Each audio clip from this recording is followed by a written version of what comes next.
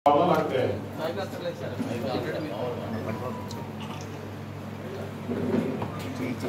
నెల 4వ తారీఖు కౌంటింగ్ జరిగింది. మనకందరికి తెలిసిన విషయమే. ఆ రోజు అర్ధరాత్రి సర్టిఫికేట్ తీసుకోవడం, ఉదయాన్నే పార్టీ పిలుపు మేరకు ఢిల్లీకి వెళ్లాల్సి వచ్చింది. అందరినీ కలవలేకపోయాం. ఢిల్లీలో జరిగిన పరిణామాలు, దాని తర్వాత ముచ్చటగా మూడోసారి ప్రధానమంత్రి నరేంద్ర మోడీ గారి ప్రమాణ స్వీకారం, మళ్ళీ 12వ తారీఖునే 4వసారి ఆంధ్రప్రదేశ్ ముఖ్యమంత్రిగా చంద్రబాబు ప్రమాణ స్వీకారం. నేను ఏదైతే అనకాపల్లి వాసులు, అనకాపల్లి పార్లమెంట్ నియోజకవర్గం ప్రజలు భారీ మెజార్టీతో గెలిపించారు. నేను వెంబడే తిరుమలకి వెళ్ళి దర్శనం చేసుకోవాలని అనుకున్నాను. అది కూడా ఆలస్యమైంది. నేను ఉదయాన్నే దేవుని దర్శనం చేసుకొని డైరెక్ట్గా ఇక్కడికి రావడం, ఈ 1 వీక్ ఆలస్యమైంది. ముఖ్యంగా నేను చెప్పేది ఏంటంటే, అనకాపల్లిలో ఏదైతే ఈ కూటమి పైన నమ్మకం పెట్టుకొని భారతీయ జనతా పార్టీ ప్రధానమంత్రి నరేంద్ర మోడీ గారు నిర్ణయించిన అభ్యర్థిగా నాకు భారీ మెజారిటీతో ఓట్లు వేసి గెలిపించిన అనకాపల్లి ఓటర్లకు అందరికీ కూడా పేరు పేరున నా పాదాలు ఉన్నాను.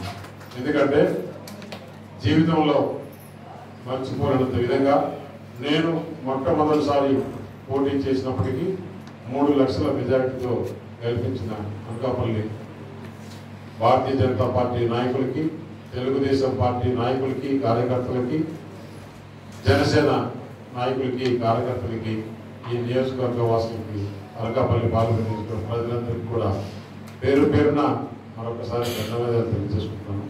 నేను ఏదైతే ఎలక్షన్స్లో చెప్పానో దానికి రెట్టింపే ఈ అనకాపల్లి నియోజకవర్గంలో యువతకు ఉద్యోగ కొరత ఉంది. ఇక్కడ పరిశ్రమలు రావాలి, పరిశ్రమలు వస్తేనే ఆంధ్రప్రదేశ్ అభివృద్ధి జరుగుతుంది.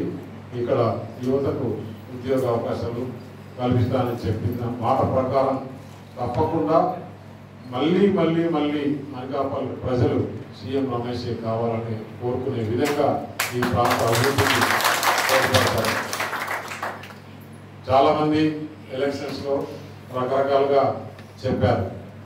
బయట ప్రాంతం నుంచి వచ్చాడు, ఇక్కడ ఎలా చేస్తాడని. నేను ఒకటే చెప్పాను, ఇప్పుడు మనకు అమ్మాయి ఉంటే మంచి సంబంధం కోసం చూస్తామా, లేకుంటే ఆ ఊర్లోనే పెళ్లి చేసుకోవాలని చూస్తామా? ఎక్కడ మంచి సంబంధం ఉంటే అక్కడ చెప్తాం. అలాగా నేను ఇక్కడికి వచ్చిన తర్వాత, ఈ ప్రజలు నాకు పట్టం కట్టించిన తర్వాత నేను ఇక్కడే ఉండి ఈ ప్రజలకు అందుబాటులో ఉండి ఈ అనకాపల్లికి మంచిగా ప్రజలు ఏ విధంగా కోరుకుంటున్నారో, ప్రజలు ఏ విధంగా ఎక్స్పెక్టేషన్స్ పెట్టుకున్నారో అంతకు రెట్టింపు ఉత్సాహంతోనే ఇక్కడే పనిచేసి ఇక్కడే నివాసం కూడా ఏర్పాటు చేసుకుంటామని చెప్పేసి మీకు తెలియజేస్తున్నాను. మొన్న చూశాం ప్రధానమంత్రి నరేంద్ర మోడీ గారు ఏ విధంగా మళ్ళా 3వసారి ప్రధానమంత్రి అయినారో. ఎందుకు చెప్తున్నానంటే, ఆంధ్రప్రదేశ్ రాష్ట్రం విభజించినప్పుడు 42 పార్లమెంట్లు ఉన్నాయి. ఆంధ్రప్రదేశ్లో ఇప్పుడు విభజించిన తర్వాత 25 వచ్చినాయి. 42 ఉంటే మనం శక్తి ఎక్కువ ఉండేదని. అయినా కూడా ఇక్కడ జగన్మోహన్ రెడ్డి చేసిన అరాచక పాలన వల్ల ప్రజలు ఏం చేశారంటే, ఈ కూటమి ఎప్పటికీ విడిపోకుండా ఆంధ్రప్రదేశ్ పార్లమెంటు సభ్యులతోనే కేంద్ర ప్రభుత్వం ముడిపడి ఉండే విధంగా ఈరోజు తీర్పిచ్చారంటే నిజంగా వారికి హ్యాట్స్ ఆఫ్. ఈ బంధం ఇలాగే కొనసాగుతుంది. ఇంకా 5 సంవత్సరాలు కూడా ఇంకా మెరుగైన విధానాలతో ఇంకా బలంగా 25కు 25 వచ్చే విధంగా ఈ కూటమి పనిచేస్తుంది. ఎందుకంటే ఇప్పుడు మన ఆంధ్రప్రదేశ్లో ఉండే 21 మంది ఎంపీలతో ప్రభుత్వం ఉంది అని అందరికీ తెలుసు. ఇదే ఆంధ్రప్రదేశ్ ముఖ్యమైన కీలక పాత్ర పోషిస్తాం. కాబట్టి ఆంధ్రప్రదేశ్ ఈ 5 సంవత్సరాల్లో ఎంత నష్టపోయిందో మనం చూసాం. అరాచక పాలన, అభివృద్ధి లేకుండా ఏదో కొంచెం పడేసి వేరే రూపంలో ప్రజల సొమ్ము దోచుకున్నారు.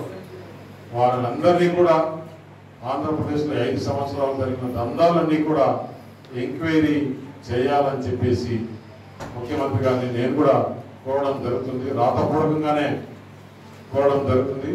ఆ కాపీస్ కూడా మీడియాకు విడుదల చేస్తాను. నాకు చాలా ఇన్ఫర్మేషన్ తెలుసు. ఆ ఇన్ఫర్మేషన్లన్నీ కూడా ప్రభుత్వ దృష్టికి తీసుకెళ్తామని చెప్పేసి తెలియజేస్తున్నాను. 1 కాదు 2 కాదు 100. అసలు మన ఏపీబీఎస్సీలో అయితే బ్రూవరీస్ కార్పొరేషన్ 25 కోట్ల రూపాయలు వాళ్ళకి శాలరీ ఇస్తారు. దాదాపు 4,000 మంది షాప్లో ఎంప్లాయీస్. 25 కోట్లు అంటే 30,000 రూపాయలు ఒకరికి షాప్లో పనిచేసే వాళ్ళకి జీతం ఇస్తూ వాళ్ళ దగ్గర నుంచి 5,000 రూపాయలు కిక్బ్యాక్ తీసుకొని నెలకు 5 కోట్ల రూపాయలు మిథున్ రెడ్డి జోబులోకి పోతుందంటే మనం ఏమనుకోవాలి. అలాగే సెక్యూరిటీ 1,500 మంది ఉంటే వారికి శాలరీలో నుంచి మంత్లీ 1.5 crore మిథున్ రెడ్డికి ఇవ్వాలంటే, అంటే నేను చెప్పేది ఎంప్లాయీస్ దగ్గర నుంచి కిక్బ్యాక్స్ తీసుకొని పని చేస్తున్నారంటే మనం ఏ విధంగా అర్థం చేసుకోవాలో చూడండి. అలాగే లిక్కర్ ఏ విధంగా పాలసీ చేశారు, వారి దగ్గర నుంచి డిస్టరీస్ ఏ విధంగా లాక్కున్నారు, మైనింగ్ కార్పొరేషన్లో ఏ విధంగా చేశారు, వీళ్ళందరూ కూడా డిప్యుటేషన్ పైన వచ్చిన అధికారులు ఎవరెవరు? వాసుదేవరెడ్డి,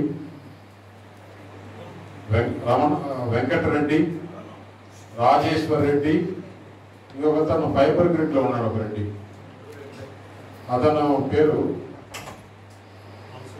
మధుసూదన్ రెడ్డి.